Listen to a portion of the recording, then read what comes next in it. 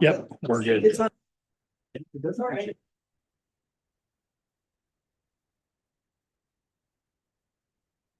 There we go. All right, good evening. The time is 6 p.m. I'll call to order the January 28th meeting of the Huxley City Council. Roll call, please. Here. Mulder. Here. Here, Here. Ridley. Here. Motion to approve the agenda as presented. I'll give a motion, Mulder.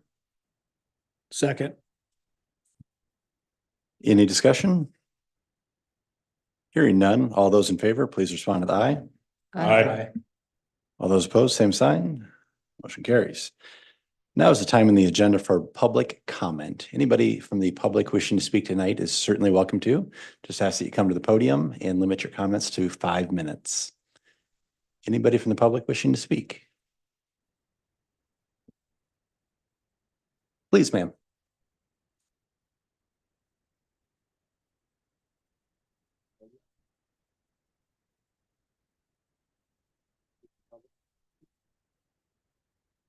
Thank you. Shirley Crippen, 485 Bella Vista Court. I see we're on the work session. Thank you. So I just wanted to, first of all, thank you, the council members, for putting our request for the change in the fireworks ordinance back on consideration. We really appreciate that.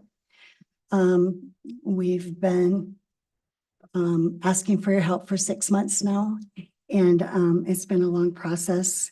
And I know that you've invested a lot of time and conversation into the change.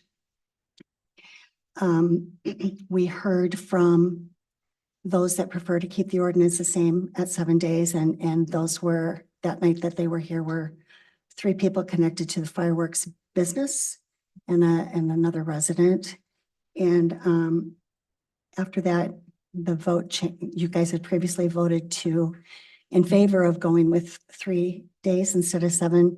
After that conversation, you voted unanimously to stay with the 7 days. So now we have come back and asked you to reconsider. And our group got together and had a conversation, and we felt that it's really important to have a compromise for everyone, to consider not only the business owner of the fireworks and the people in this community that like to have multiple days for fireworks, as well as those that are asking for the 3 days versus 7. I know that you've heard from people in our community through emails and conversations,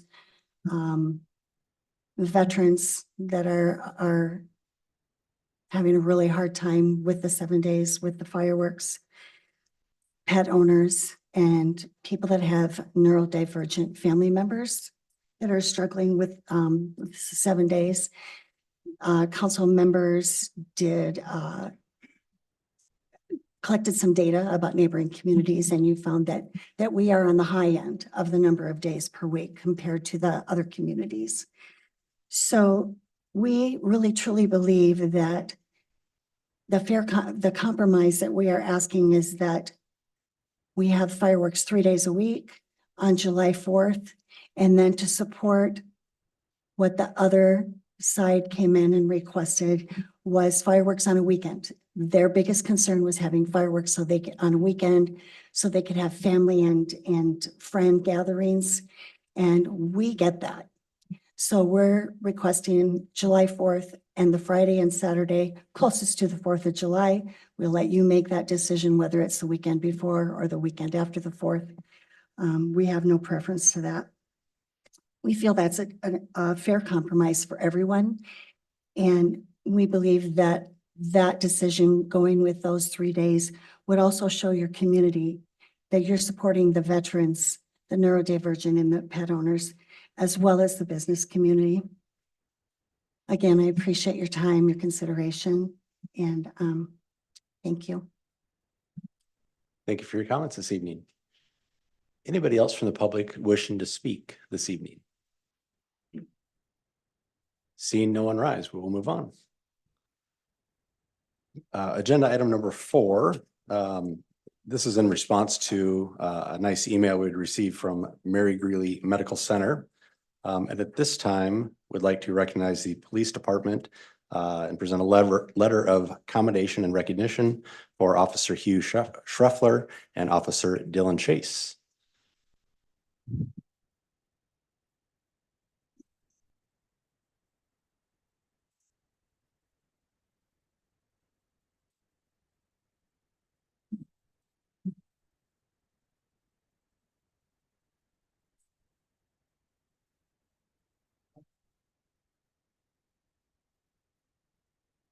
Both these officers have their own separate letters. They came in as a team, so I think it's appropriate that I could commend them as a team as well. So I'll do this both.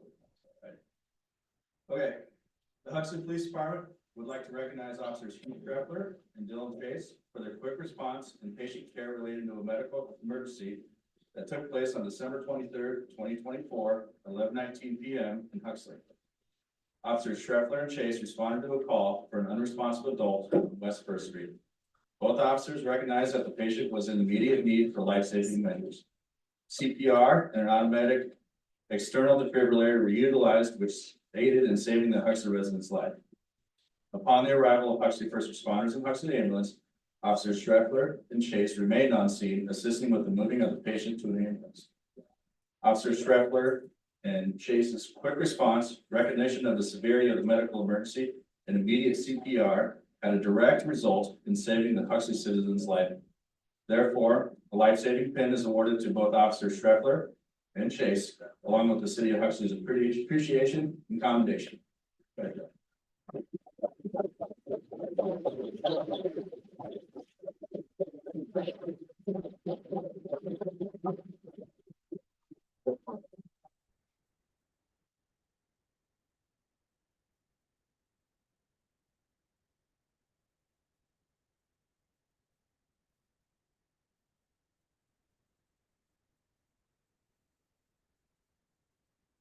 Thank you, Chief. Moving on, agenda item number 5, also related to the letter received from Mary Greeley Medical Center, is a official commendation and for life-saving for firefighter Joe Fangman, firefighter Rob Messaker, EMT Julie Mosier, EMS Chief Tanya Becker, and Deputy Fire Chief Scott Herman.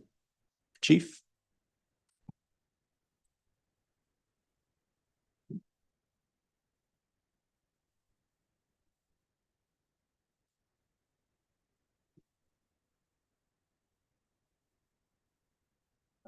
So on the evening of December 23rd, 2024, Huxley Fire and Rescue was dispatched to West First Street for a report of an unresponsive male. Dispatch advised the CPR was in progress.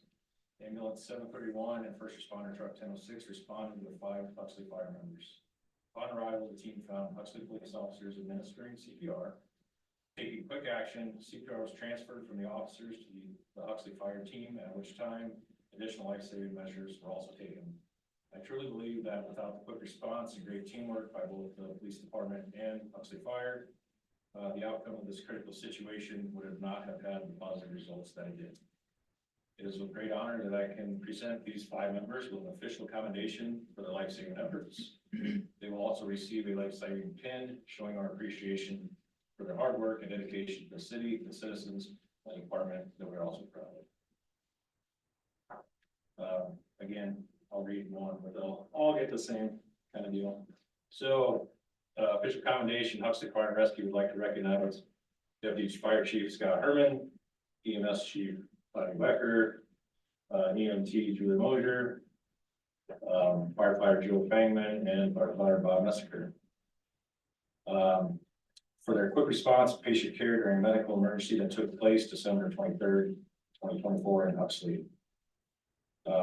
These members responded to a call for an unresponsive male on West First Street along the, kind of got to read through this differently because it's each individual. So, they found CPR in progress by 2 Huxley police officers.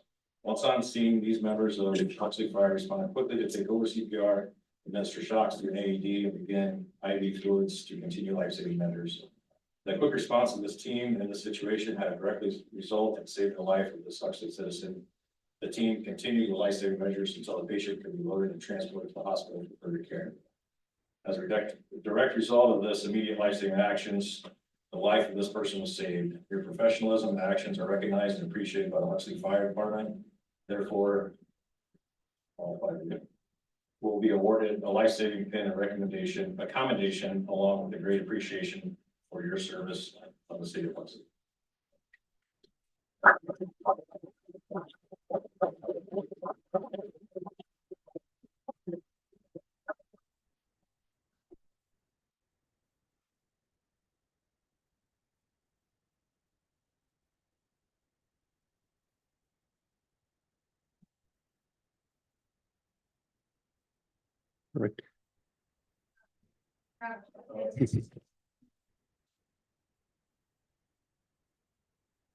And on behalf of council, I just want to thank everybody involved and certainly the chiefs as well for recognizing the hard work of their staff. So thank you all very much. Yes, sir. I want to say something real quick. As a team, you did an awesome job. It is really very good feeling when we finally get a win. All of us respond to a lot of calls where the incident really turned bad. And this call right here took us, I think, less than 25 minutes around there and get him going in the ambulance. The teamwork was wonderful. I want to say thank you. And I think Tom is here with his family, and I think he wants to say something too. So, I just want to say thanks. I appreciate it. Well, you guys, I wouldn't be here. So, thank you.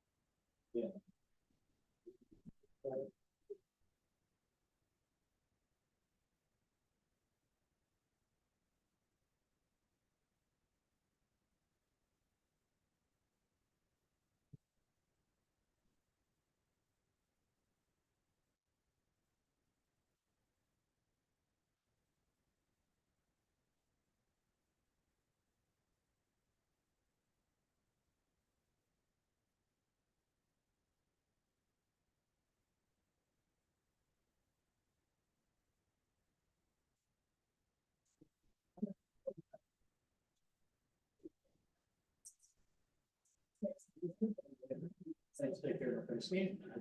You can stay.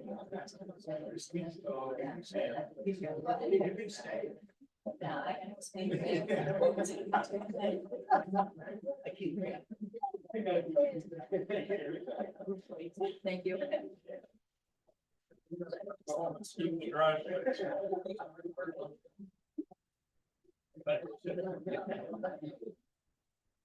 OBR. Up to the front.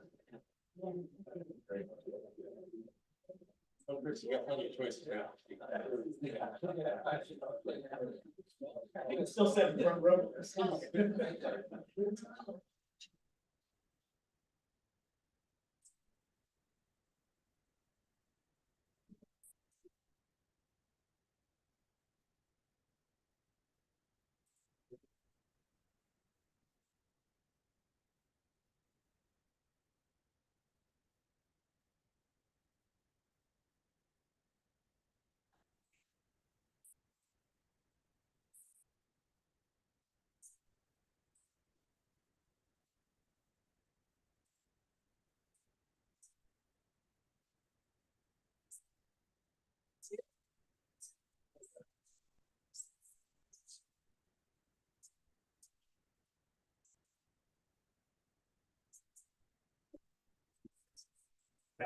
No. Okay, we'll get back on track here. Item number 6 tonight is the consent agenda.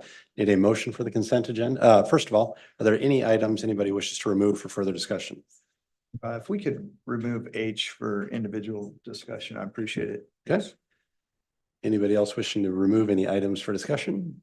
Okay, need a motion for A through G and I. Give you a motion. Motion by Ms. Roberts, I'll give you a second by Mr. Rigler. Any discussion on all of the items other than H? Hearing none, roll call, please. Roberts. Yes. Mulder. Yes. Murphy. Yes. Etcher. Yes. Yes. All right, need a motion to approve consent agenda H. I'll give you a motion. Motion by Mr. Rigler, Second. second by Mr. Etcher. Dave, can you give us a brief overview on this one, please? Yes, yes. As we were going through budget and starting to look at some of the CIP things and the bonds, we noticed that our wastewater rates, I think we've come to the last increase that had been planned for some time. And as we look forward to bond payments that are starting to ramp up a little bit on the wastewater plant, as well as future CIP needs and just the daily operation of the facility, Barb wanted to get a new rate study done. So we reached out to Chip, who's done most of our rate studies. So this will look at the wastewater treatment facility as respect to all costs associated in with operating that system as we go forward. We're probably looking to project rates out. I would say probably the next 5 years would be my guess. And when was our last study done? Is this something that is typically every 5 years or 10 years or kind of when we get around to it? I'm just, Part of the driver was too, they did, that's something.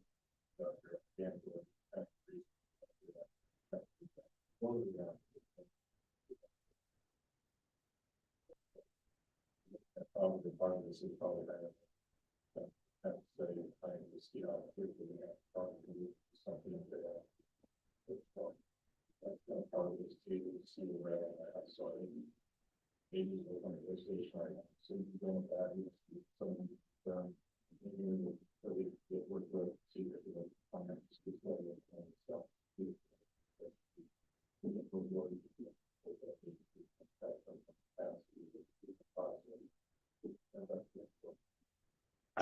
I guess did we look at the wastewater utility rates when we were doing the water utility rates just a few years ago? Or that's what I was trying to think that.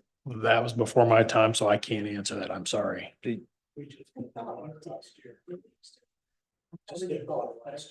Just, I think it was just water. Just water.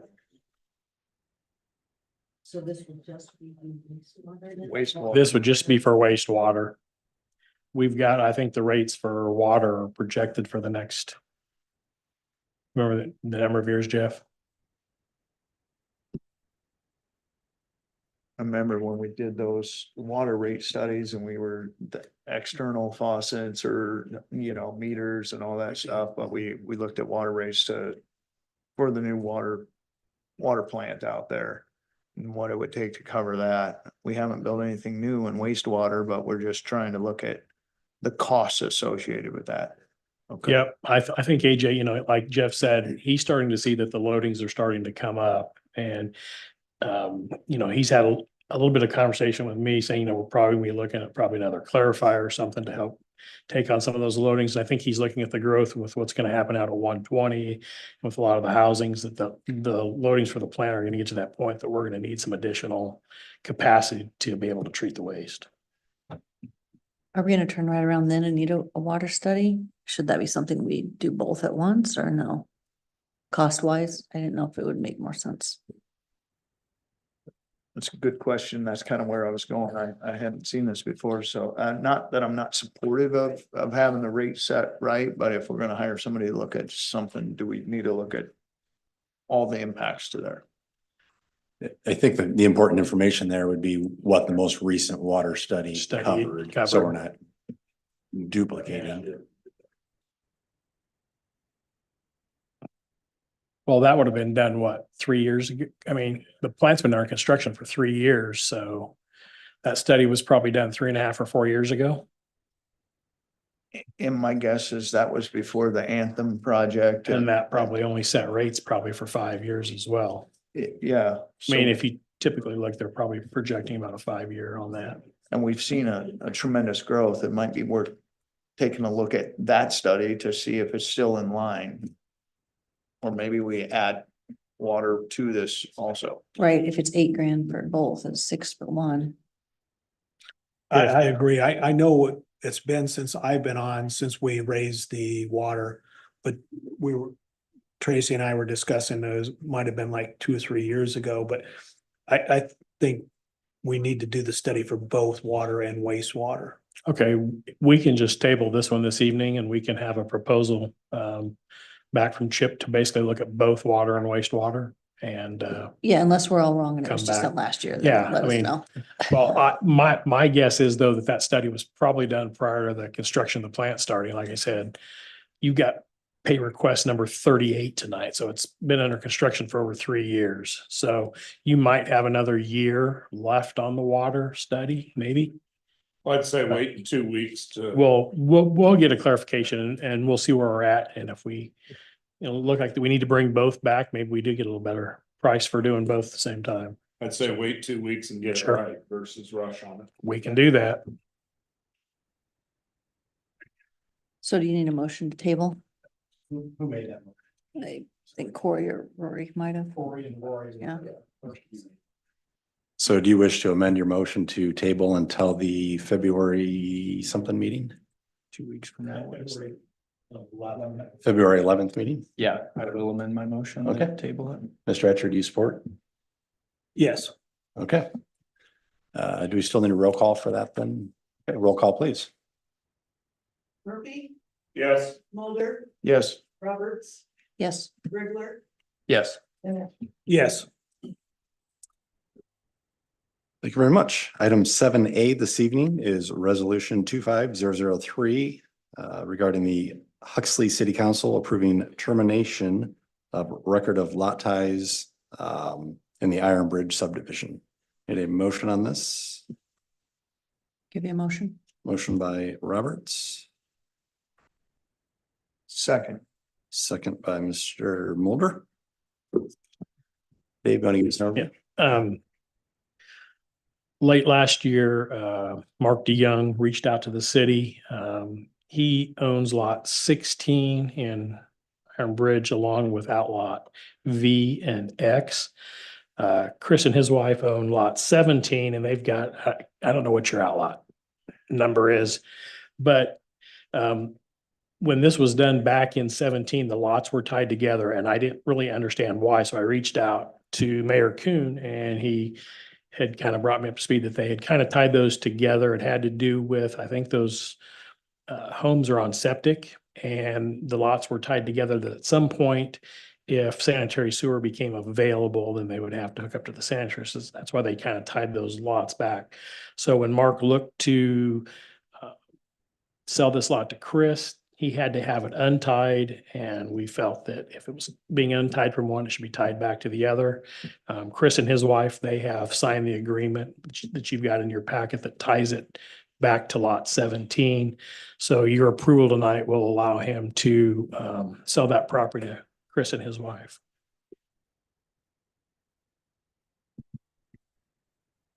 Any further questions or discussion on this? Hearing none, roll call, please. Yes. Yes, Mulder, Yes. Murphy, Yes. Etcher. Yes. Item 7B this evening is resolution 25004 approving the Anthem Access Site Plan. Need a motion? I'll make a motion. Motion by Etcher, give you a second. second by Ms. Roberts. Dave, Chris, Dave? Last week, yeah. Chris had submitted a site plan for Anthem Access, which occurs out on Anthem Final Plat 10 or Anthem Final Plat 2 Lot 10, which would be the so where Main and Anthem would intersect, it would be the lot just to the west of Main. Yep. and this particular project, is the construction of 228,800 square feet. For a better term, I call them large storage units. They were shown with 6 overhead doors. I believe there are 6 restrooms. On the building permit, that was sent into Safe Build, it said it was for contractor storage. As part of the site plan, Chris was showing a gravel storage area on the south side of the lot. They were showing an 8-foot trail. Through P and Z, we were able to address the trail. That will be a 10-foot trail that will run down the south side of Anthem that tie into the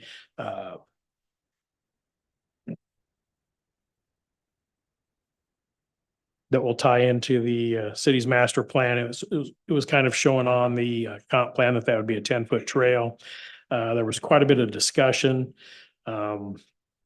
I was opposed to the gravel storage, and I told P and Z I was opposed to it from the fact that I viewed this as being rentals. There would be contractors coming in and storing things, and I thought that was a little different than somebody like DSI or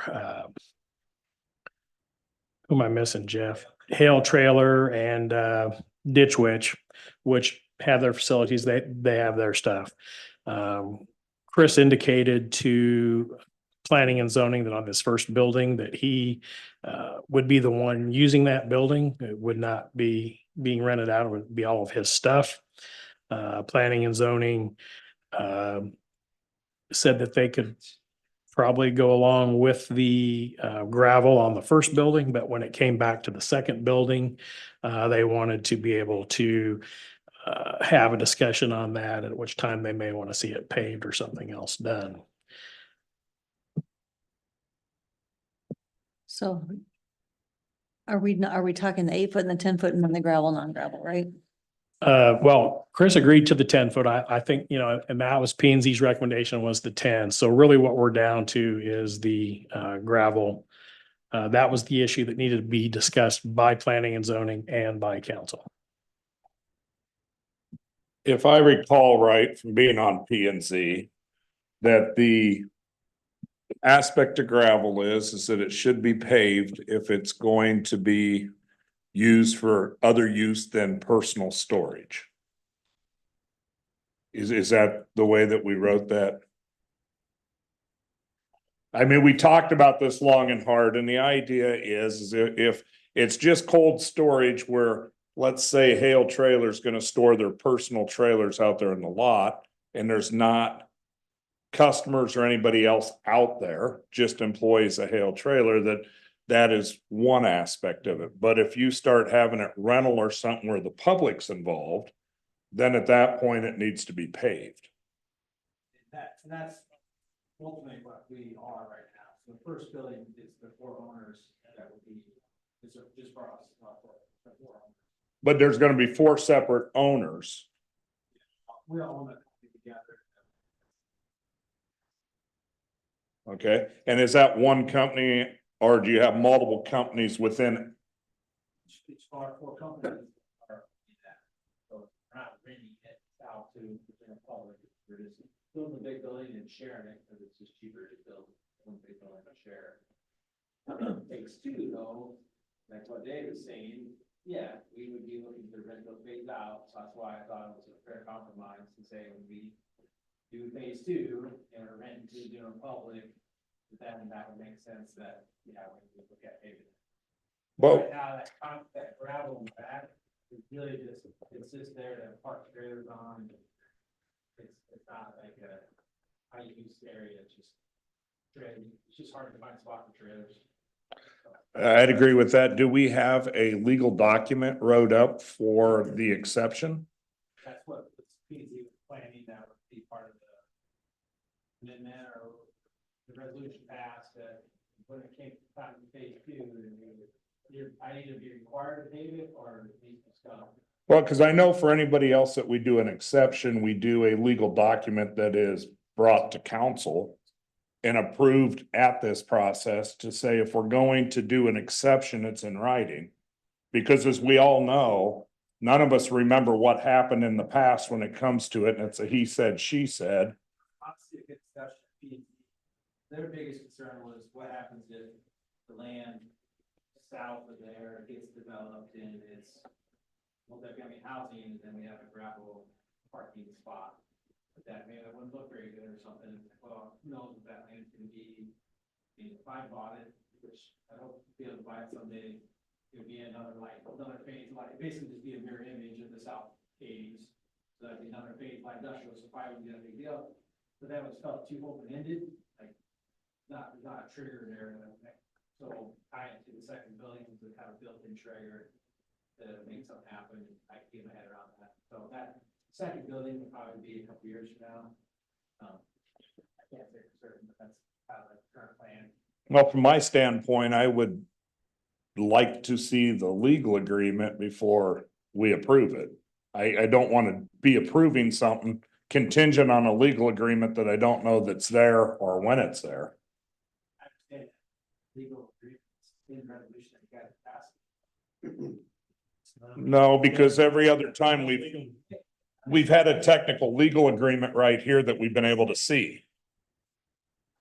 Trying to get, and this has come to you guys, to the city, November 2nd. And it's now January, when I'm just trying to get a vote. I just want you guys to find from these third-party engineers, these third-party building inspectors, it's the most difficult place in all of Iowa that I've ever built in is Huxley to get a vote. And I just feel like that is a shame. Like, why should it be so difficult to build in Huxley? It shouldn't be that way. But I just try to get a simple building pass. I have to I'm making exceptions on a building because it's, let's say building says, well, if you pull a vehicle in there, then you have to have CO2 mitigation. So I can't even put my truck in there and load back without having $80,000 CO2 mitigation system in there. Whoop, goes to the wall. And I'm like, oh my gosh, okay? Then you get a fire breaker. Well, what if so now I'm putting all these firewalls and stuff. It's so difficult to build this now. But are those codes, are those Huxley codes, are those state codes, are they a combination of codes? I don't have to do that nearly as bad. I can go to Ames and Ames and Ames. No, in Ames you would. I guarantee you, in Ames you would. I worked in Ames, Yeah. I know. So here's my problem. I've been saying. Here's my problem with it, Chris. Do you own the building? You're gonna own the building, just you. Oh, I pull up my company, but I have partners. So, okay. So that's the problem I see. I also see behind the plaza is what you have back there now. Yeah. I don't want to see that. I don't think that's right. I think we should have that paved. And I don't want Anthem to be that. Okay. So that's what I'm looking at. If you own the building and just you. Yeah. But if these people are renting from you, is what you call your partners, then they're renters. They're not, so they should be on your lease then, right? Or on, They are. they own the building too. Okay, They're probably the partners. then I agree with it then.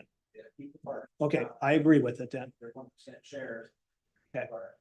I thought that was a fair compromise. I compromised on the 8-10 foot sidewalk, and then I stopped that having a built-in trigger with the second building. Makes sense, that way we're open-ended. Well, the problem is that there's no built-in trigger with P and Z, Chris. P and Z, their recommendation was that they would revisit it when the second building came. Well, Was that's what was in the minutes. So there was not a. I go to put it in a legal doc, put it in the resolution. Okay. I can't handle this waiting for 2 more weeks. P and Z was canceled in November, and then canceled in December with no explanation. Got on this, and I'm just now here, well, I don't even want to talk about it until I get a legal document. I get just blows my mind. Why can't we just say, yes, I agree to this, but just need to have some paperwork that says when the second building comes through, you gotta pay that parking lot. Well, you were gonna do dirt work and you were gonna start doing utility work on this back in December, and nothing took place in December after you pulled off of the pipe bursting. So nothing happened, even though you had permission to go ahead and do that. Yeah. So it's not really the city's fault that it's taken that much longer. It was the weather that is kind of stalled that a little bit.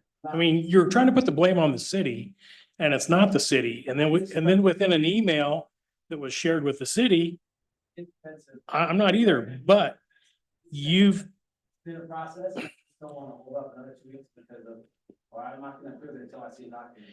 you've made a statement in an email that went out that this light industrial, there's gonna be, one is a shared contractor bay with 4 contractors will be running space. There'll be 75 employees working out of that building. Yeah, it's good, that's great for Huxley, why wouldn't we not wanna support that? But it says you're renting space. It's not saying that you're, It's my owners, I mean, you want me to bring a legal doc to you to show us the ownership? that's up to I mean, it's council's decision if they want to have a legal document prior to approving the resolution, or if they will pass this contingent upon that being signed. That's the option that council has. Can I finish my statement real quick and then I'll let everybody else go on?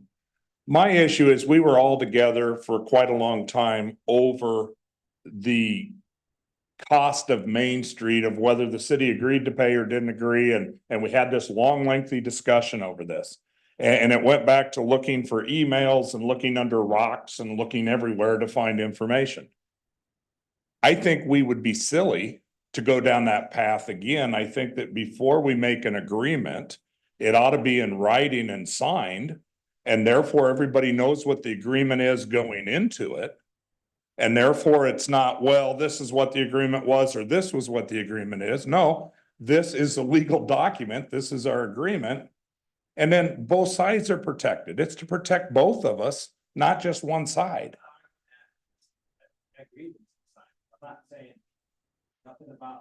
But I have a hard time approving something, not knowing what the language is. Simplest agreement I possibly could. I'm a CPA. I wouldn't do anything to tell my clients, oh, you go ahead and do what you do and we'll just agree upon it and make it right in the future. That's not protecting anybody. I'd like to see the document up front. What else do we need about? Just keep getting it down the road. Sounds good. What else do we need to? Can- Wait 2 weeks and bring something else up again? And so we can- Can I ask that, is it something we can make just contingent upon tonight on the vote Absolutely. and make public record saying that he and his partners are the owners of that building? Yes, we can require that as, I mean, that's That- what he's and- telling us, but Yeah, that would be part of the document, is we would require to show each of the owners. and that way we can move forward tonight. Sure, to be contingent upon, historically, they call it exception agreements, that. However we want to title it, contingent upon an exception agreement that's, drafted by city legal counsel and approved by city administration. Okay, so we can make that I public. just need to be very clear, there is one bay that one of my partners likely will take, but if he doesn't, then I need to know, like, if I can rent that out or not, like. I would- He's gonna take it, but it's just not, he's like, I don't know yet, I'm waiting on here on some jobs, and if I need to know or not, I mean, I need to be very clear on that, like, there's one bay that. So at that, Chris, are you okay at that point to come back and say, hey, we need to look at this again? Cause then we'd have to look at it about repaving. I would personally, I just feel. Cause if you don't want to, I'm saying I need it paved. Gravel everywhere, but it's another 100,000 to pave that, which I think it's very fair compromise was to. When the second building goes in, those are all gonna be rented out, so I understand that logic and I'm perfectly okay with that. But to have one renter that is likely gonna be like my electrician or something, that's not like a. But one renter could have a pile of junk out there that we don't want. But the owners, why would we? Again, Chris, I'm just telling you from my my perspective is I don't like what's looking behind I don't like what's looking behind the plaza right now. Understand, but that's why I'm also building a shop, because Yeah. I'm working out of there, and it's not a good enough spot for a shop. And so you see both of our reasonings. I think I'm trying to give you a fair out here. But if we turn that into rental, then it should be paved according to. That's what we'd have to re-look at it. If he rented it, That should be in the agreement, though, that if it, contingent upon a second building or This renters project, being It involved. just doesn't make sense for you to spend $100,000 to have one renter. It'd be cheaper for me to just let that base clearly says empty. That's what you guys are saying to me. I just have a hard time getting my head around that. Like it's a professionally done gravel lot that's likely to be for only 2 years until the next building gets built. It's like a phasing plan. You can call it a phase 1 construction acceptance if that's a better way to describe it. And then phase 2, phase 2 happens, we have to pay it all because that's really all it is. It's just very expensive to build right now. And it's just saving an extra $100,000 when I had to add extra firewalls and had to add CO2 mitigation. And where no one else in Huxley even has any of that right now. Yeah, 'cause I know that for a fact, because the other buildings are built in Huxley, But if anybody else wanted to build your plan, would they be held at the same standard that you're being held? they to? would, as of this year, yes. Okay, and that for me is more of the question, that if that's, if I'm we just saying- believe that our standards are wrong in Huxley, then that's another discussion point to go back and revisit it. But if that's our current standard and we just ignore the standard, then what's the point of having a standard? Well, I mean, I already agreed to the compromise, it's goes to building guides, I mean, I don't, not like I can go ask for a code amendment, I mean, it's not what I'm asking for. I just had to work around it, I had to build another firewall, I had to scrub 2 bays, and I had to put CO2 in, and just. We had to do it, but yeah, it added another $150,000 that I wasn't counting on, and then to have to pay another, I mean, it's add $250,000 on this project. But none of these codes snuck up on you, they're in the book, right? They're in the code I book. honestly thought this was PUD, where I control the covenants, and I have some bonus on this, because it's my $20 million that I spent out there. And so I thought I would have a little bit of say, and be okay to have gravel back there, but apparently not. If we had a work session, and I don't know, I don't want to volunteer everyone else's time. If we had one in between now and the next meeting, could you confirm that last bay that's in question? Because I think if that's a sticking point for people. Stop them. Well, it depends on this job. If I get into Nebraska, then I'll probably take hold, but he doesn't know yet. I won't know that, so. I probably won't know for certain for. If you thought you could, again, I can't speak for everybody. I would be willing to do a work session. That way we could try and expedite it. I realize holiday seasons influence things and meetings and. Yeah, So- I don't wanna be tied to if we rent that or not, if it's one bay or rent or not, I don't think that's a fair. One renter on 100,000, I would probably just wait. So Chris, what would you say if we agreed to it? With the condition that when you started the second building, you would have to do the concrete before you started the second building. Well, I'll do it at the same time as a second building. You would agree to that? Yes, that's what I'm saying, I agree to that, so. Well, what if this I one- didn't do it. What if this one renter turns into 2 renters? What if 2 renters turns into 4 renters? I mean, what's our protection as a city if this thing just turns into a complete different building than you assumed it was gonna happen? Because I think you can agree with me that we don't have a crystal ball, we don't know what's gonna Sure, happen. all 4 owners got hit by a bus. But I mean, Died in plane crash, sure. well, Could happen. things could change with an owner that says, well, I know I told you this, but I'm gonna have to back out because of this. Yeah. Them things happen in life. Yeah. Is the trigger gonna be that when you start adding renters, that triggers it to go? Or is it just contingent upon if you ever decide to build a second building? I think, And then what if you don't ever build that second building? And that's another question. Are we stuck with this gravel lot forever? well. That's a good question. All 4 owners get killed. Scenario, worst case scenario. Yeah, time to how many renters we have or not, seems problematic, like it doesn't seem easy to manage or police or whatever you wanna say. I think it should be tied to the second building, but we could put a timeline on it, we did that with my own personal driveway. I had a gravel driveway for 3 years, we agreed to that I could do. I had a trigger, so maybe say either whatever comes first, the second building or 3 years. But then with that, then are we setting a precedent for anybody else that wants to build, that we just automatically open it up to gravel to anybody that wants to? Yeah, I build? think you're looking out too far. Your council's gonna change by then. You're gonna have different people that are gonna make different decisions. So I'm okay with the second, with it tying to the second building. Second building or 3 years is Yep. what I think. I think that's a great compromise. Okay, with second building, 3 years. I think that's a great compromise. I'm okay with the timeline with the second building and a timeline either or, Yeah, either trigger, right, whichever comes first. right. Okay, Tracy, okay, Mr. Rigler. Yeah, I mean, contingent on the same thing. Okay. Mr. Mulder. Mr. Mulder. Yeah, it makes sense to have some triggers in there. But again, I'm a little, how many more times will this come in front of us? Hopefully it doesn't come in front of us a lot, but if our goal is to have those paved, even if it was half paved right in front of the bays, in front of Well, these. it's paved, I mean, a big chunk of it is paved. Oh, okay.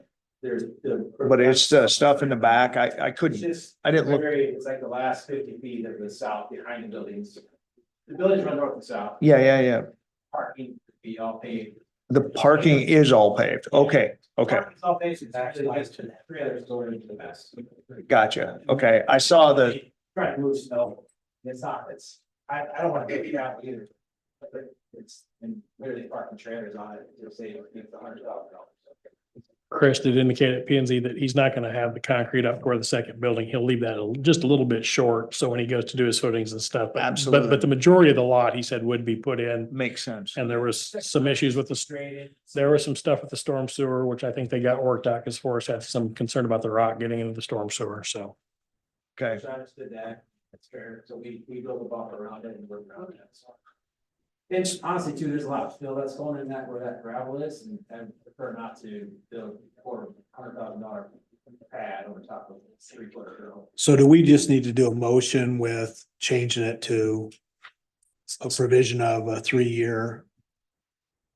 Yep, so the motion was by Ms. Roberts. I would ask her if she would entertain a motion to modify that to include a recorded, subject to a recorded document indicating 3 years or the second building as being triggers for paving the south gravel parking, Whichever comes first. whichever comes first. Yep. Completion of the second building or beginning of the second That's building? Just, I, during construction. During- If I- Prior to CO, Just asking. prior to CO. Suzette, did you catch that? I think they're. I got it. Yep. Okay. Thanks. I saw you writing one to make sure somebody, okay, yes. I will amend. Thank you. motion. And Mr. Mulder, you had seconded that. Do you concur? I would ask them with part of this before we vote, since this is a discussion point, that we go back to P and Z and ask them to revisit this, because if we're constantly just making exceptions to the rule, then there's no point of having a rule.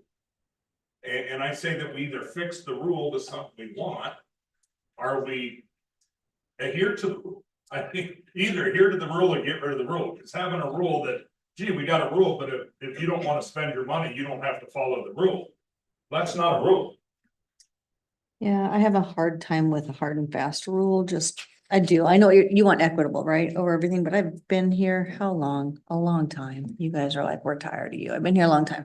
And you have to make exceptions sometimes for people. And I have heard Huxley is the worst place to build in for that, almost the whole time I've been on this council. So I don't want it to be that way. I don't want to have that reputation. This is a good building, I mean, it's 75 and boardings out of there, and that's great, it's really good for our town. And John, you have the PNC background, but I guess my perspective on it, based on how I was understanding the interpretation of that, is because that ownership group is the assumed owner. That's why we were all right with gravel. For the record, if the plan was for it to be rental out of the gate, I'm not on board with that at all. When it turns to rental, then that changes the intent of the rule. Yes, I completely agree with that, since it sounds as though the intention is the ownership group that. Do storage now that I have to all. So does there need to be another piece to that if it turns into 3 rental units or half rented or something like that? I think you've got your 3 years, the max that it's gonna be, or the second building starting, so.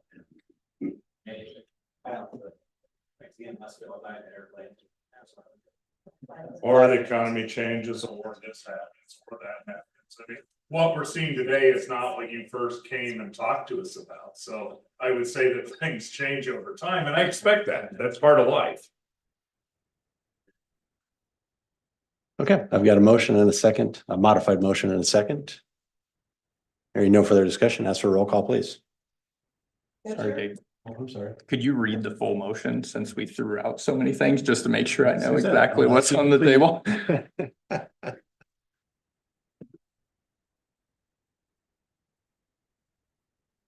I would say the motion is to approve resolution 2504 with the modification that there will be a legal document prepared by city's legal counsel, which will be signed by owner, indicating that the gravel parking area will be paved when the second building is built or within 3 years, whichever comes first. And recorded. Thank you. Did you get everything? You got it. Okay. Yep. Thank you. That's, yeah, understood now. Just want to make sure. Absolutely. Roll call, please.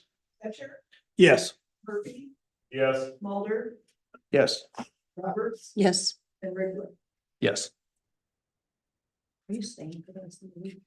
I can't. I just, so nobody sees me passing out. This was a property manager, person was interested in property in Huxley last year, but I told him I would share that number with you and I want to make sure I got it. We're last quick date, we, plat 3 next week.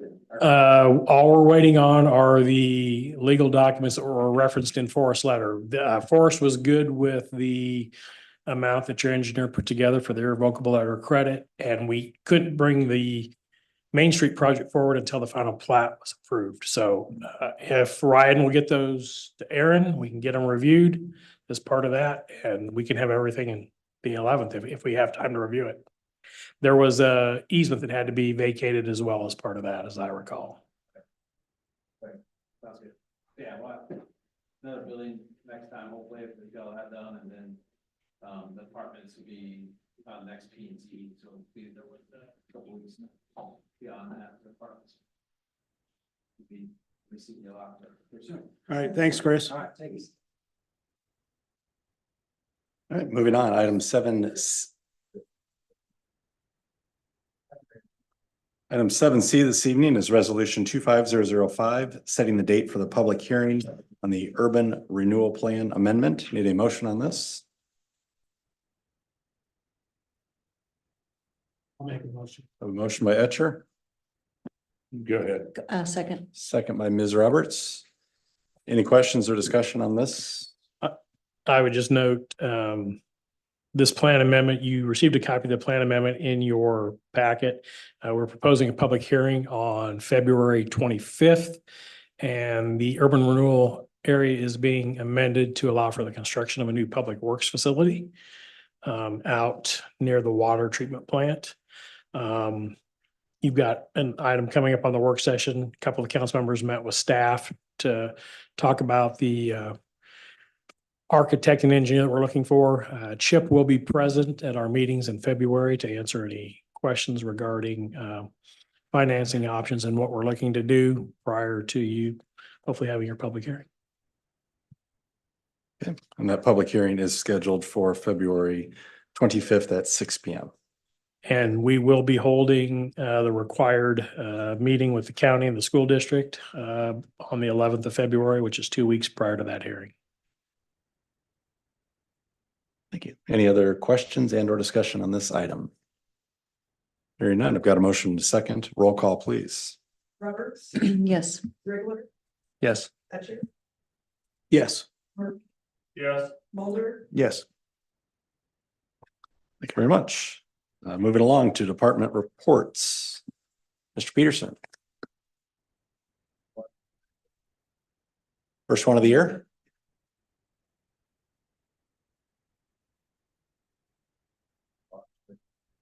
Really?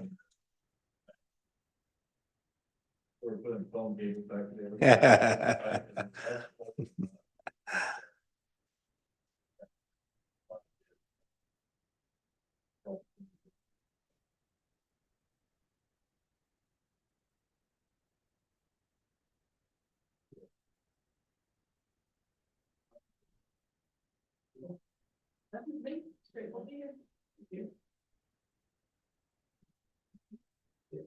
I would just note, I provided you a copy of what the ad will look like in Discover Ames. We worked with the folks over there.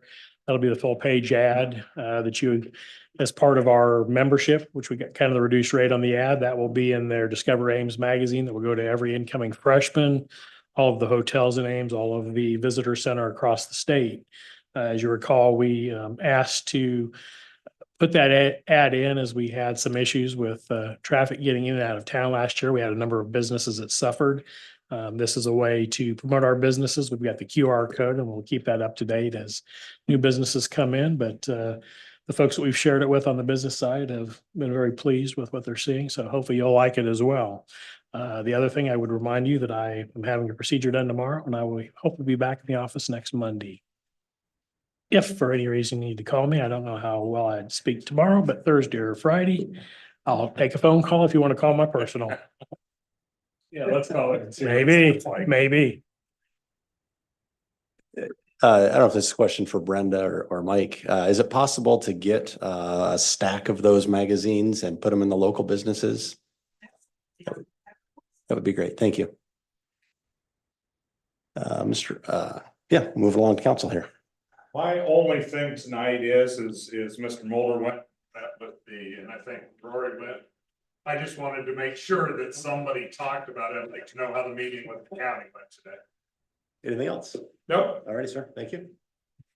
There you go, stealing my thunder. No, I'm just Yeah. making sure you talk about your thunder. Yeah, no problem. Yeah, as we've discussed in here and we had a work session on it, there's gonna be significant impacts this year with to our businesses. With 210 closing, for 4 to 5 months this upcoming summer, reeling still after a year where 69 was closed to the north and the south. Big impact on our businesses and our community. So, we went over and visited, along with, scooters and fence line and light, yes, and went over there, made a presentation to the Board of Supervisors, explaining why this is a great time for them to help us out. We're one of the fastest growing communities in Story County. We're growing about 3 times the rate of the county itself, right? They're about 10%, we're about 30% growth rate. And tremendous growth, but our citizens need help. They need to be able to access into our community, out of our community. We're growing. We have additional plats being looked at and housing developments with JD Horton. We've just got the Anthem project going on. We got a lot of stuff going on and we're super excited about it for our community. But if you can't get to us, it's gonna make it hurt. And we've got next year's impacts. We also have the 69 closed to the south again, just south of the Elkhart exit, doing that second bridge down there. So we're gonna be closed to the south to Ankeny again this entire summer, along with the 5 months on 210. So we pleaded to them to try and help fund, put some money towards 560th Street to give us an access to the south. So we're not driving around everywhere, and a safer facility with a paved road versus a gravel road. I don't know if I didn't feel a warm fuzzy reception from the Board of Supervisors over there. But they are talking their 5-year program and their budget numbers next week. And so they were definitely going to talk through, do they have the opportunity to help out on this project?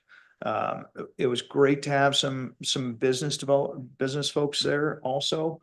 But boy, we've added a lot to Story County and their budget and the community, and we just keep growing Story County, and we just ask for a little help. As our city continues to grow, we're gonna need multiple accesses. We already have backups at 69 and 210. The DOT obviously recognizes that because they have a roundabout at 210 and 69 in their 5-year program. So that's going to impact access. It's gonna help it eventually, but, and we love Chris's new development on the south side of town, but you're gonna screw up traffic as you do your stuff, right? So we've got 210, we've got 69, we've got a lot of impacts to traffic here.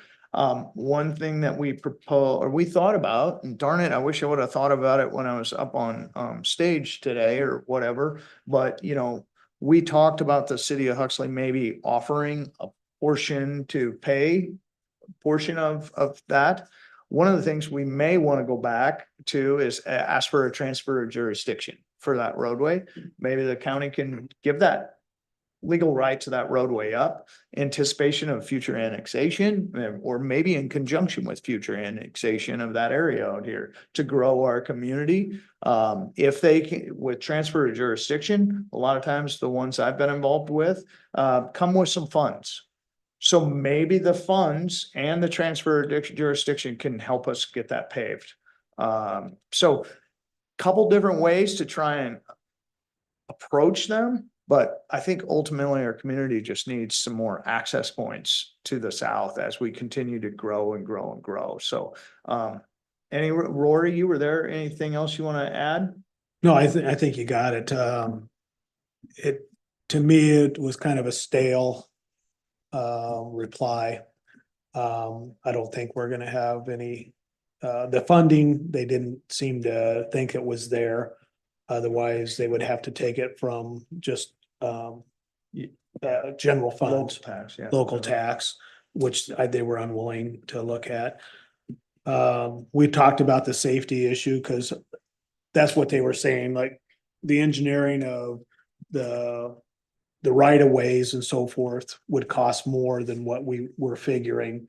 And they were thinking that that was a safety issue. And I brought to the attention, whether we do this or not, that road is gonna have a lot more traffic on it we're gonna be closing down probably part of 69 for Chris's work. The work, yeah. So, and the work south of here is gonna be shut down for anywhere from 4 to 6 months. 210 is gonna be shut down.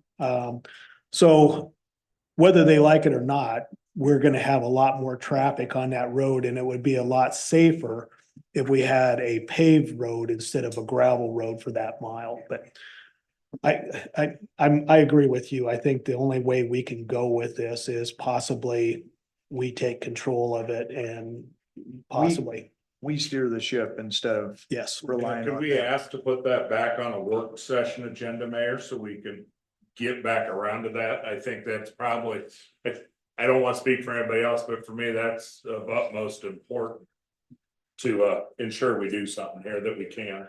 It's gonna come fast, so we need to work on it fast. Absolutely. I will ask staff to put that on the work session for one of the upcoming meetings. 2 weeks. Okay, fair enough. Thank you. Thank you. Thanks for the suggestion. Mr. Mulder, anything else? Nothing else, thanks. Okay, Mr. Rigler. Since Kathy's not here, in case you guys didn't see it or anybody in the public, the library project's done. I went up there sometime between last meeting and this meeting. It looks great. I know they're still figuring out furnishing. Maybe Dave or somebody could speak to. I don't know exactly what their plan is, but I mean, it looks really nice and there's a lot of space up there. So I would say congrats to Kathy, but she's not here. So I'll just say it through audio, I suppose. Thank you. Mr. Etcher. Thanks, Chief, for your people to appreciate everybody else that was as a team effort. I know from working in that field, we're usually the first ones on scene, so I'm glad that your officer acknowledged that it was a team effort. Thank you. Ms. Roberts. Nothing. Thanks for attending the Story County thing for us today. Appreciate that. Thank you. I want to take just a minute to address a couple comments that were made during our meeting this evening regarding Huxley's building codes. And I can speak to this with a level of expertise. CO detection within buildings is covered by the state of Iowa Mechanical Code.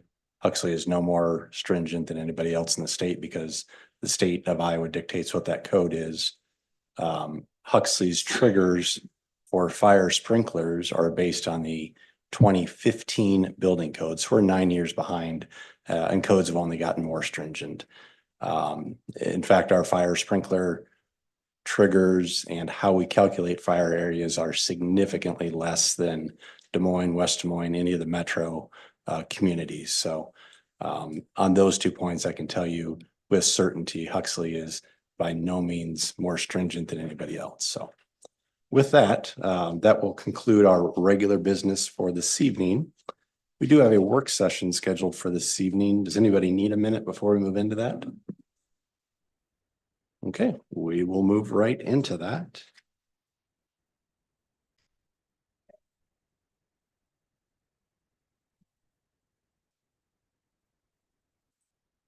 Okay, the first item on the work session tonight, item A is fireworks. I'll start with giving those in the public an opportunity to speak to this specific item. If anybody from the public wishes to speak, now is your chance. Once we close the public hearing, that's going to be the end of public comments. After that, council will have the opportunity to discuss the matter. But is there anybody from the public wishing to make any comments at this time regarding the fireworks ordinance? If so, I'd ask that you limit your comments to 5 minutes and speak at the podium, please. Yes, ma'am. If you start with your name and address, please. Yeah, my name is Lynn Jones Folsom. I live at 554 Walnut Drive. I sent emails to all of you back in, I don't remember what month it was. Basically, I have it over there. I should have brought it over with me, but basically explaining my frustration with the way that it has been handled. I originally signed the, I believe it was Christina Brecky that came to my home on North Park Boulevard back in 2016 or 2017, and I did sign that petition and agreed that, man, I didn't think it was a big deal. Yeah, I'll sign it. Was very disheartened to learn that that was the petition that was used to provide proof of support for having the fireworks 7 days during that 7-day period. I personally am not opposed to the fireworks. Where I am really opposed to is the fact that no one is following the rules. Well, I shouldn't say no one, but in my house over there, I had been in the hospital that week. I was very ill, and every night until 10, 10:30, 11 o'clock, fireworks right outside of my window. And it's not just me, it's a lot of people. And I know that there's 2 of us here tonight in support of this, but with no enforcement of what that is supposed to look like, it truly feels like the need of people to let off their fireworks is way more important than the comfort and the satisfaction of living in this community. I have lived here my entire life. So it's just disheartening to me to feel that we can put more emphasis on companies making the money at their fireworks. I understand there's a place for that. I don't have a problem with that. I'm an accountant as well. I understand the business purposes for having going into business and doing these things. But I also don't feel that it is fair to require or expect the residents of this town to listen to that for 7 days straight. Yes, there are people who are veterans, who have PTSD, who can't handle the loud noises. There are people who have pets. People that don't have pets probably think that's a ridiculous statement to make. I have a black lab that literally about loses his mind. But I put up with it. It's not, it's not the end of the world. We figure it out. People with small children, how do they do that? I had small children at one time. I don't want fireworks going off at 10, 11 o'clock at night when I'm trying to get my kids to sleep. My husband and I get up at 5 a.m. to go to work. And when there's fireworks right outside our bedroom window, we are not sleeping. And at the time, my husband was working 7 days a week, getting up at 5 a.m. every morning to go to work. So I understand, I really truly understand the enjoyment and what people are getting out of it, but there is a cost, and it is to some of the residents that do not wish for this to happen. So even if this doesn't pass, I would like to see more enforcement from the police department, possibly on making people stop at the right time, or providing residents who don't agree with it a way to report their neighbors for going outside of the rules of what the current rule states. So that, I guess that's my statement. I didn't want Shirley to think that she was the only one here. I know there are several other people that we have had lots of conversations with that were not able to be here tonight, but I wanted to make sure and come here and explain my position as well. Thank you. Thank you for your comments. Anybody else from the public? Thanks, Mike. Address, name and address. Start, thanks. Mike Leeds, 510 Park Ridge Avenue. Representative Bomber Fireworks, I mean, I'm glad that even the people that are opposed to it, we're not asking to ban them completely. I think that's a fair compromise. Starting from that, I think that's a good point. I think from me as a partial business owner, I don't think anybody wants that. I think we want the same things you do. Of course, we don't. I mean, I got small kids, we got dogs, I got neurodivergent children in my home. Of course, we don't want fireworks going off at 10:30, 11 o'clock at night. That's ridiculous. As a business owner and citizen, I mean, we'll do what we can to support and enforce the rules that the council makes. It's a thankless job for Nate and his staff. They're not gonna win because they gotta be the bad guys. But I think we completely agree with you that, yeah, nobody should be shooting fireworks up at 10:30, 11 o'clock at night on a Wednesday night. We would like to see a compromise where everybody's happy. Because we do not want to get to the point where you're forced to outright ban fireworks because it just becomes overwhelming. I think that would not be productive for anyone. I think that takes away from the enjoyment of it. I think it takes away from the value of living here as a citizen. So whatever we can do to help, we'd be glad to do that. So I just want to say that. I guess I don't know what the council's leaning toward, because when we were here in the fall, overwhelmingly, the council decided to leave it as is. And I think that, I don't want to speak for you, but I think that was because there wasn't a ton of formal complaints, at least documented.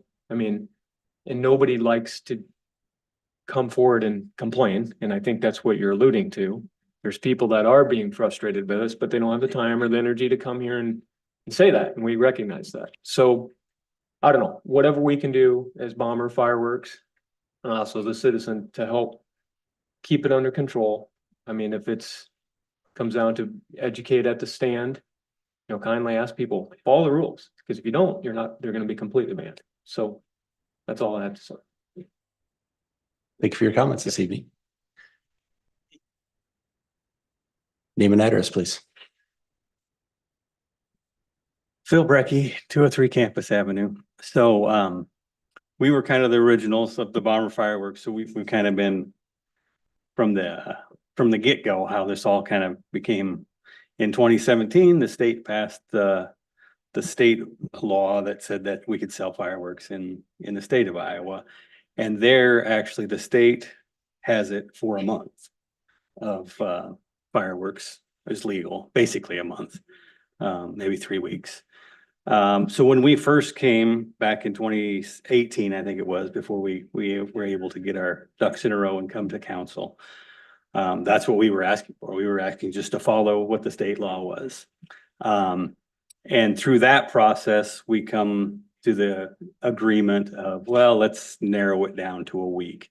And I think we come to that conclusion because a lot of times the way the 4th of July falls. Like last year, I think was a good example. I think it fell on a Wednesday or something. So if you just limit it to a few days, a lot of the 4th of July celebrations, the block parties and stuff like that happen on a weekend. Even if the 4th of July is on a Wednesday or a Thursday, a lot of times the block parties are on the weekend. So that would, no matter where it fell in the week, if we had a week long time frame, that we could always kind of get to a weekend, one side of it or another. So that was kind of the original compromise, I felt, at least back then. We were asking for the 3 weeks or the month of the state, and we narrowed it down to let's go for a week. So that's how it originally got to that point. And then another thing, I mean, we all have our anecdotes. We've talked to a lot of people that we know too, and that aren't here. We were expecting, hopefully having several more to to talk on our behalf or just, to support the way it is, basically. We're not asking to go back to a month long and we do shoot fireworks off at our place, but our place is kind of tucked away, edge of town. I don't think we're bothering too many people, but we tell the kids, shut it down. It's time to shut it down, you know? And that's another thing about having a week long. A lot of times our kids, they're grown now. They can't get back until the weekend or whatever. So when we want to have a family get together, shoot some fireworks, it would allow that, where if we just allowed it for 2 or 3 days, it seems like that would probably not let our family get together happen as often possibly, but sometimes it would, but sometimes it wouldn't. So, yeah, that's, I guess, just to fill in some of the new members on some of the history and some of the back story. That's kind of where I'm coming from. And I don't know if my wife has some other words to say. Christina? I think that's your cue. Name and address, please. Christina Brecky, 203 Campus Avenue. And kind of want to address the old petition issue. I brought it last council to refer to the differences of what we were dealing with. I wasn't using it as a look at what I've got here. It was more of a comparison, like he brought up with, like, I was asking for a month and we got a week. I thought that was a good compromise, and look at the support. I'm sorry I brought it if that was going to be used against me. And I am not financially vested in this anymore. And I keep coming because I care about my family's use of it. And I care about the customers that I know enjoy it and have even people that don't buy the fireworks see them in the horizon and they're like, that is just so cool coming into town to see everybody celebrating. So I have that experience, firsthand knowledge of the community people. You're right, just like, you know, they have supporters that they know of that can't come. I'm hearing it too. And I understand it's hard to get away. And yeah, I just really care about the people. And that's why I keep coming back. And some people wonder, why does Christina care so much anymore? She doesn't own Bomber Fireworks. Well, it's because I serve at the food pantry and I serve at the committee for Prairie Fest and I've served at this. I just care about the community. And yeah, that's all I got to say. Okay, thanks, Christina. Mike and David, you're the last two standing there. Care less. Thanks, sir. Thanks, Mike. Shirley, if I could just clarify your ask, it was the 4th of July plus the closest Friday and the closest Saturday. Is that accurate? Okay, thank you. Everybody's needs. Okay. Thank you very much. Okay. At this time, I will turn it over to council for discussion. I just want to add one thing. Within your packet, we provided, you know, all the information that you've seen before. We gave you the current ordinance. We did the looks for the communities around, also provided the number of calls that Nate's department received last summer. We had 6 calls. Out of those 6, 2 were after 10 PM. So just wanted to throw that. Thanks for the information. Council. I just read so I could talk. So do we know this is being brought up in session right now, right? And so I don't want us to go making decisions and then have it changed out from under us. Is anybody opposed to waiting to see what comes of that, which would be April, right? Latest-ish in there, probably before. Is there a bill in the committee right now? There's 3 of them. There are 3 bills and there's one that's not that you may allow. There's one that's saying that you shall allow, and there's different variations. So there's 3 different ones that are being looked at. And I think Barb sent some of the information out to everybody regarding what she'd picked up on her call with being a board member with the League of Cities. They also mention Election Day, 4th of July, New Year's Eve, you know, there's several there. So, you know, Maybe depending. mandated by them, what we do. Yeah, it may impact what we're saying. So just a thought, if that, I don't know what's gonna come of them, but. I don't either, but I would be in favor of, I mean, we're not gonna be dealing with this until July. I understand for some people, the issue is maybe more pressing than it is for me, but if we aren't dealing with the rule till July anyhow, I don't see what it's gonna hurt to see what comes out of this legislative session before we make a determination on our part. So from a timeline standpoint, that could push us back till, I mean, could be April, when's the session end this year? March, April? April. Something in yeah, that somewhere in range. April. But the funnel, May 3rd on first funnel or the beginning of May with first funnel, we should have a pretty good indication of what's going on. It'll make it through or die before then, like we'll know. Yeah. But Okay. Other comments from council members?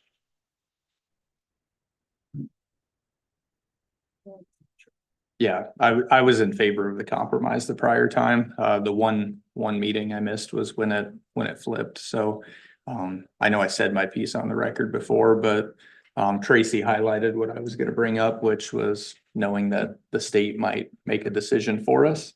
I actually think that we need to look at it. And Greg, I think, commented on it. I noticed that New Year's was one of them that was proposed or suggested that it would be allowed, as well as, I couldn't remember the other ones you listed. Election day. It's election day. Yes, 4th of election day. July.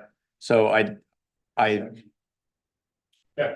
I know. I do think that knowing that could influence the law, that if we can get a work session scheduled pending that, it's probably advantageous, so.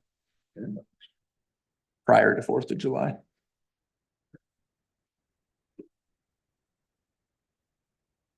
All right, so the general consensus amongst council members at this moment appears to be to wait for further direction from the state. Or maybe not direction, but wait to see how some bills progress through the state house. So at this point, I think we'll leave this item for a bit until we see how that progresses further and then proceed from there. So I thank you all for making your comments this evening. It's always great to have the public have the voices heard, so I appreciate your input this evening. Moving on, item 9B this evening is regarding the Public Works Building, regarding RFPs. I assume nobody from the public wishes to speak on this. Okay, start with David. As you recall, we had set up a meeting with two of our council members. We provided them with all of the RFPs that were submitted for the Public Works Building. Just before Christmas, Rory and Greg, Matt, myself, Jeff, did you make it that day? Yeah. Yeah, okay. I think he was running late. That's what I was trying to remember. But Matt had a recommendation out of the 5 that we received. I think the Farnsworth group was the group that I think Matt felt comfortable working with. I think as I recall, all of them came out and visited with you. I did some of my own background checks. I reached out to some of the references, and somebody that I have a lot of respect for has worked with Farnsworth, and he commented, and I shared this with Greg and with Rory, that he felt like they're not there just to spend your money. If you ask them a question, should I be looking to, do this or add this? They're going to say, what value does it give you? And if it doesn't give you value, you shouldn't be spending the money. He's worked with them on multiple projects. And for me, that was a pretty good telltale sign that they've had really good luck. They're kind of a growing community as well, and have had really good luck with Farnsworth. And I think that was Matt's recommendation. I don't know if Matt wants to say anything else, but I told Greg and Rory that I supported Matt's decision to go with Farnsworth, just based on talking with folks and then knowing some of the other folks that were in that mix and checking other references as well. So that's my 2 cents. Yeah, I'll add, since then I had the opportunity to meet with Clay County, and they had, maybe it was their neighbor Calhoun County I met with same engineer on both counties, and they had recently built a public works building or the facility for their county, and they had the same estimate, around 4.5 million. And when they let it out for bid, it came in at about 1.9 million. So it came in significantly less than what they had planned and anticipated. So we can keep her. Yeah, I was going to ask you, was it close to? A little different setup, as part of kind of divided in half kind of thing, but, where ours would just be kind of one building. But, yeah, very similar. Kind of fancy too, so. Hey, Matt, didn't you guys go over and tour the one that was done in Tiffin as well? And it was, I got pictures of. oh, you got the pictures of from Tiffin and talked, okay, I talked to Doug Bull. I think they had one that was similar size and theirs came in around 2 or a little over 2 million. I think theirs was built.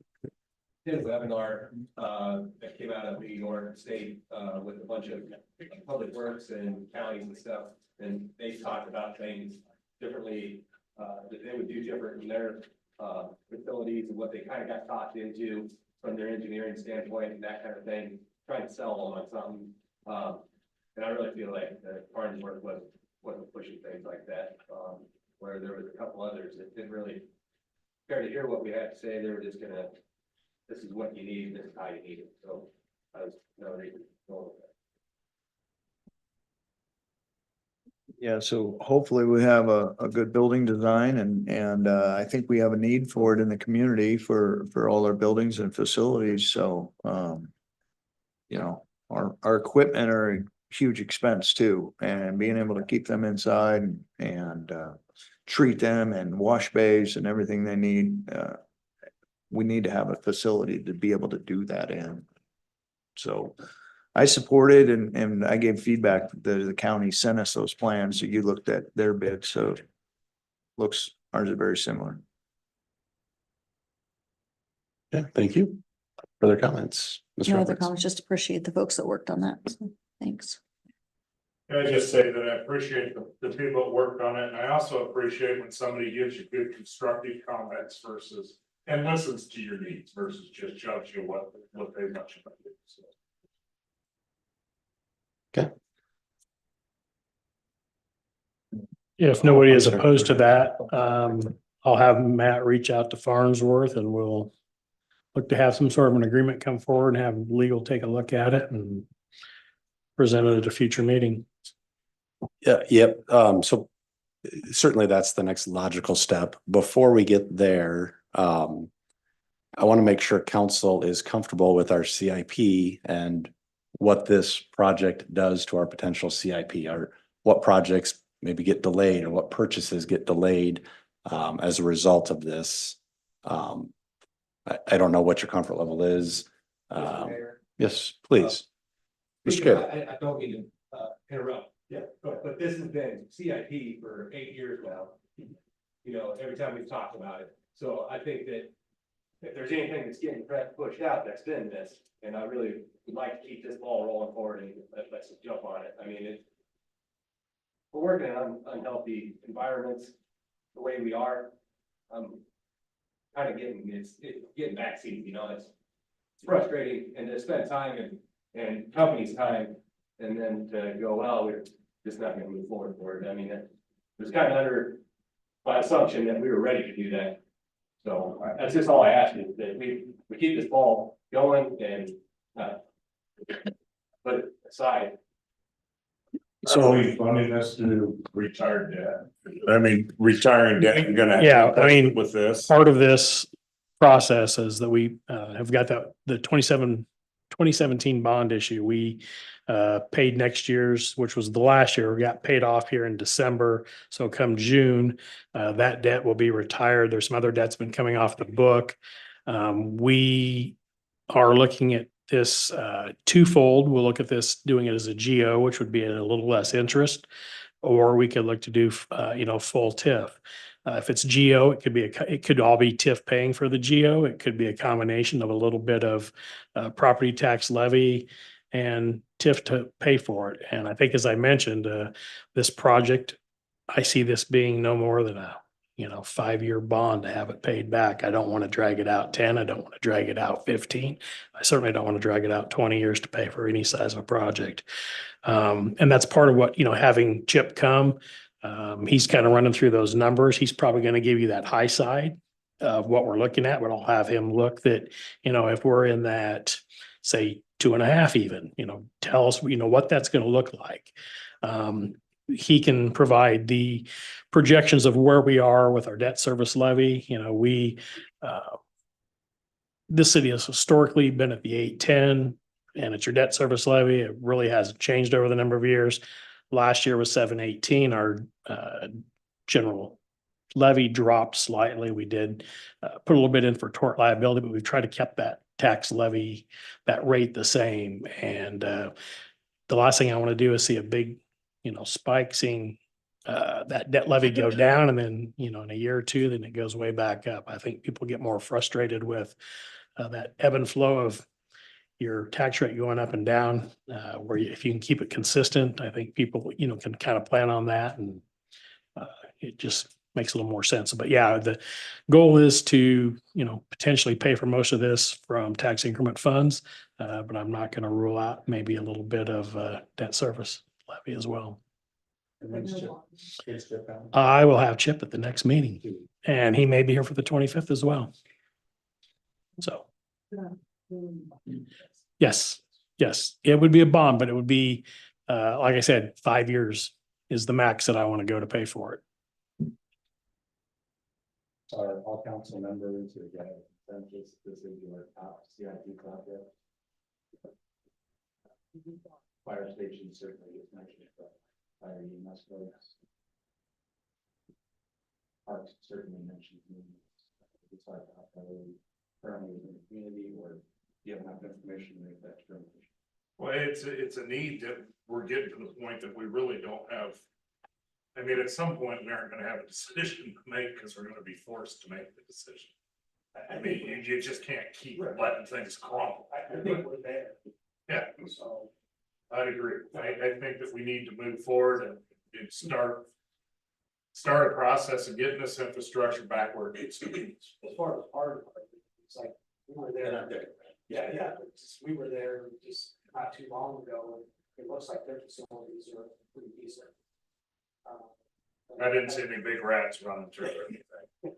No, but we understand that there could be some problems there, but yeah, the public's works, I mean, that's been there for, I worked with Jeff, that was 40 years ago, and that was, yeah. So it definitely needs to be replaced now. No other general concern. Was part of this too. Was part of this design to put together the contract documents to demo portions of the Oak Road, you know what I'm describing there, the old wastewater plant? I don't believe as part of this was any of that. I know there was some discussion that maybe one of those buildings could potentially come down. But I know there's some cold storage that I think is still very valuable, that I think Nate has if Matt gets all of his stuff moved, PD has a need for some cold storage, and I think the better building. I can't speak to the old wastewater plant. I don't know. You would all probably look at the same amount of funding. It would double it, like that, to tear down the old silos and things like that. It's my opinion. But like the one building, it's unsafe to be in as far as working out of. But if you were gonna park the car there, say like a Tahoe or a cop car or something for a period of time, it's safe in that. But utility wise, heating and ventilation, that kind of thing is not there. And for all the dump trucks that were, that are growing in size, and that it's made for smaller vehicles, as it says. So yeah, that can be a decision further down the line, but I think if you're gonna double the price on it. Okay. Something that I could definitely have somebody come in and give an estimate of what that cost might be, but yeah. Yeah, I mean, I know there's a lift station down there you've got to maintain and keep, but. The ground would never be able to go away due to that lift station and. Cool. Generator and all that. Correct, yeah. And you get that. I know it's a full storage for signs or barricade, whatever that emergency access stuff, flooding pumps, whatever that is. Okay. So Chip will be here in 2 weeks. Does council want to move forward with having an agreement with Farnsworth at this time, or do you need to hear from Chip first, or what's your pleasure? Okay. I see a couple head nods, Trace. I don't know. Okay. Fair enough, Mr. Mulder. I want to see the numbers and unfortunately, as I mentioned earlier, I'm not gonna be here at the next meeting. I have a conflict, but maybe you could share those numbers with me at a different time or through email or something. Oh, well, you'll get your packet just like everybody else, but if we get stuff early, I'll get it sent to you early. Take a Okay. peek at. Thank you. Yeah, Mr. Murphy? I'm fine with moving forward. Okay. It appears that I've got three council members that are comfortable moving forward. So if you could make that an agenda item at the next council meeting. And then we'll get the numbers from Chip following that. So. Thanks, sir. All right, that is the last work session item this evening. Anything I've missed this evening? I'll make a motion to adjourn. Motion to adjourn from Mr. Etcher, second by Mr. Mulder. All those in favor, please respond with aye. All those opposed, same sign. Motion is adjourned. Thank you very much. I haven't actually seen an official CIP. It's really young.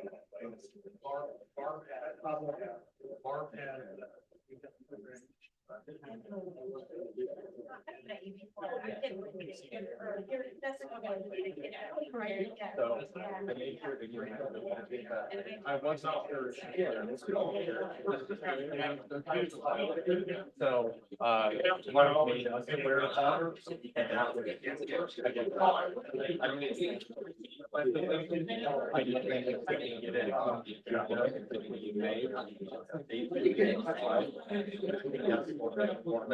I brought up.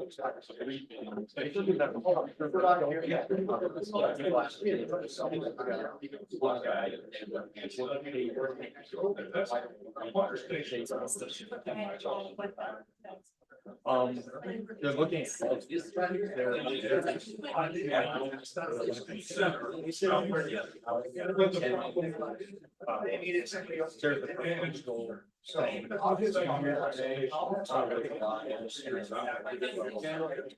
There's a word.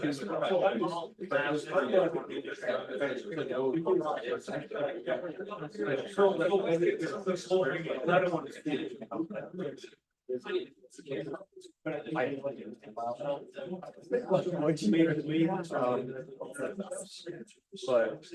knowing.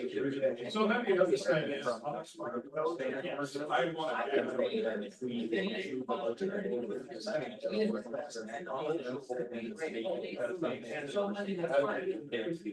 I'd rather wait until May and go what we're allowed to do, and then make an intelligent person as to why. So I'm still very much.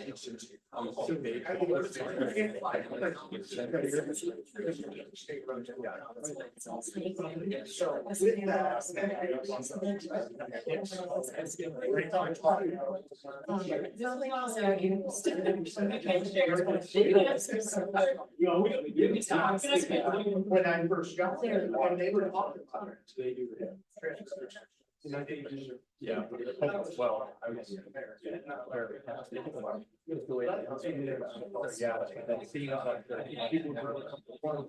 So, and now I think we just have to, what based on what the state is. They said they were finishing. Which still gives us time. That's.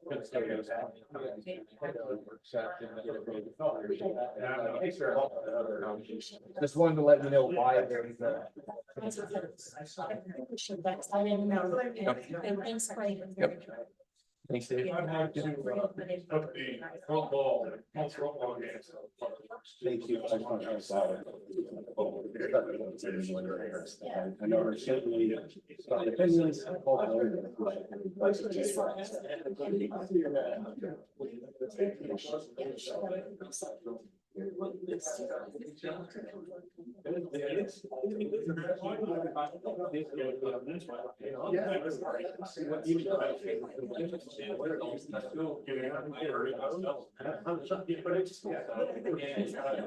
So it's not, I don't give them an opportunity to share. Thinking about like that truck, 7 days.